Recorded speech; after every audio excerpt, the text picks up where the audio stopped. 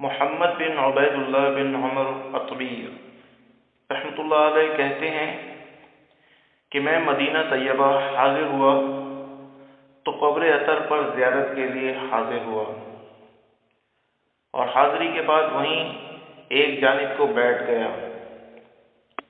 اتنے میں ایک شخص اونٹ پر سوار بدوانہ صورت حاضر ہوئے اور آ کر عرض کیا کہ یا خیر الرسل، اے رسولوں کی بہترین ذات، اللہ جل شانہ نے آپ صلی اللہ علیہ وسلم پر قرآن شریف میں نازل فرمایا ہے، سورہ نساء آیت نمبر 90۔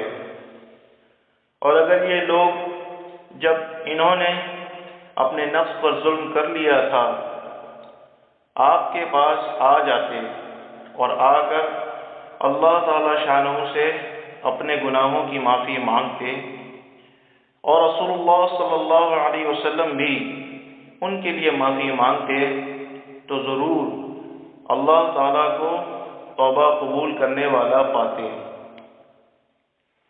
فرمایا، اے اللہ کے رسول صلی اللہ علیہ وسلم، میں آپ کے پاس حاضر ہوا ہوں اور اللہ جل شانہ سے اپنے گناہوں کی مغفرت چاہتا ہوں، اور اس میں آپ کی شفاعت کا طالب ہوں۔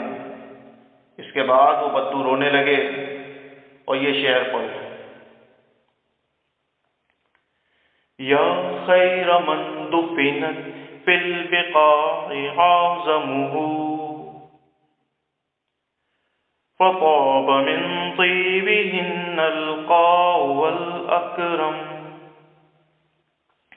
ترجمہ، اے بہترین ذات، ان سب لوگوں میں جن کی ہڈیاں ہموار زمین میں دفن کی گئیں کہ ان کی وجہ سے زمین اور ٹیلوں میں بھی عمدگی پھیل گئی۔ نفس الفداء لقبر انت ساکنہ فیہ العفاف وفیہ الجود والکرم۔ میری جان قربان اس قبر پر جس میں آپ مقیم ہیں کہ اس میں عفت ہے، اس میں جود ہے، اس میں کرم ہے۔ انت الشفیع الذی ترجى شفاعته على الصراط اذا ما ذلت القدم۔ آپ ایسے سفارشی ہیں جن کی سفارش کے ہم امیدوار ہیں جس وقت کے پل صراط پر لوگوں کے قدم پھسل رہے ہوں گے۔ وصاحباک لا انساہما ابدا منی السلام علیکم ما جرى القلم۔ اور آپ کے دو ساتھیوں کو تو میں کبھی بھول ہی نہیں سکتا، میری طرف سے آپ سب پر سلام ہوتا رہے جب تک کہ دنیا میں لکھنے کے لیے قلم چلتا رہے، یعنی قیامت تک۔ اس کے بعد انہوں نے استغفار کی اور چلے گئے۔